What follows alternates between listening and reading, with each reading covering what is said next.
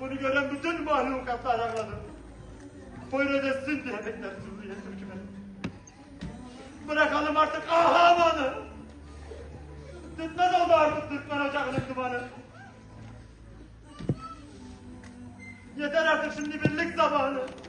Buyur edesin diye bekler Suriye Türkmeni. Türkmenoğlu der ki ne olacak bizim pahalımız? Kanallarız büyüktür bizim acımız. Vallahi billahi, vallahi de billahi, feda olsun bu dine bu millete canımız. Buyur edesin diye bekler Suriye Türkmeni. Buyur edesin diye bekler Suriye Türkmeni.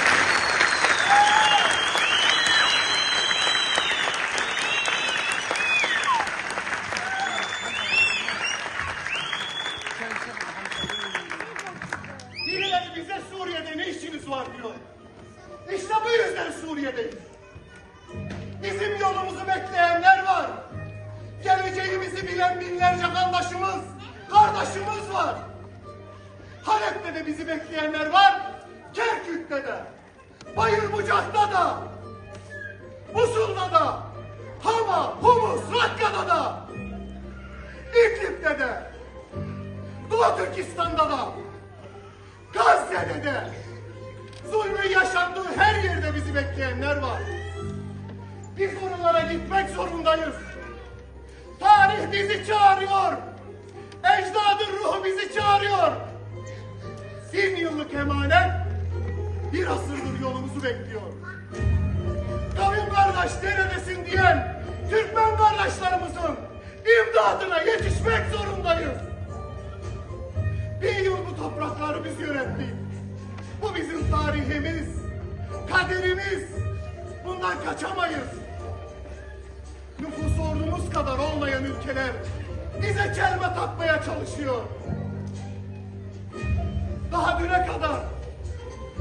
düne kadar o topraklarda biz yok muyduk? Anadolu vatan olmadan önce Türklerin yurdu Halep değil miydi? Daha düne kadar Osmanlı'nın 3. büyük vilayeti Halep değil miydi?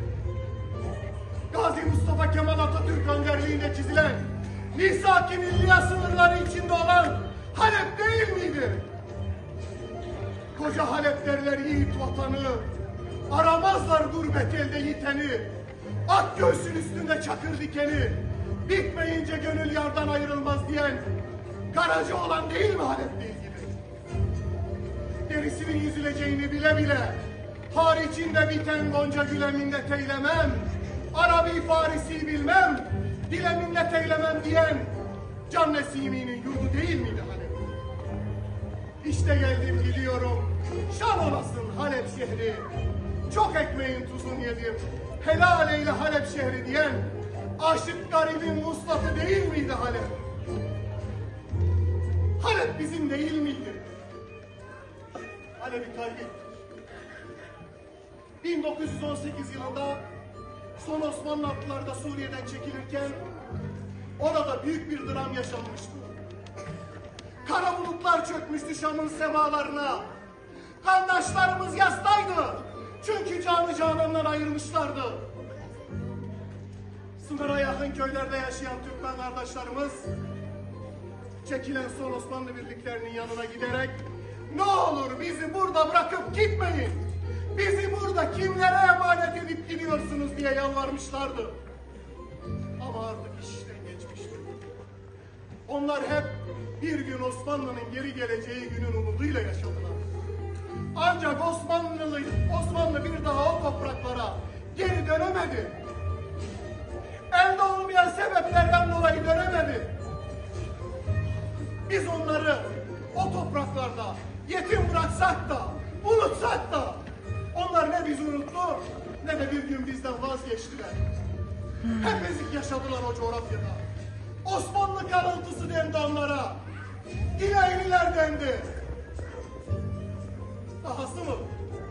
Dedeler Osmanlı Devleti Suriye'deki ders kitaplarına işgalci olarak işlendi.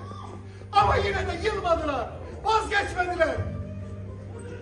Öyle günler geldi ki Türkiye'nin adının anılması bile yasaklandı Suriye'de. O yasaklı günlerde Türkiye ismini şifre olarak kullandılar. Hep gözleri Poyraz'a baktı. Hep yürekleri Poyraz'a aktı. Bir nefes, bir ses beklediler Poyraz'dan. Onlar namaza dururken yönlerini kıbleye çevirdiler. Sırtlarını sadece Poyraz'a yasladılar. Yani kısacası Kurtuluş Savaşı'yla hepimiz kurtulamamıştık. Çünkü misak-ı milliye sınırlarımıza ulaşamadık. 1938 yılında Hatay Anavatan'a katıldığımda oradaki Türkmen kardeşlerimiz de umutlanmıştı. Okullarının, evlerinin, camilerinin üzerine Türk bayrakları astılar. Bir umutla Anavatanımız bizim için de gelir diye. Ancak Gazi Mustafa Kemal Atatürk'ün ömrü yetmedi buna. Hiç düşündünüz mü? Ya bizler de kurtulamayanlardan olsaydı? Ya sınırın diğer tarafında biz kalsaydık? Dostumuz da düşmanımız da artık şunu çok iyi bilsin. Biz artık Suriye'deyiz. Biz artık oradayız.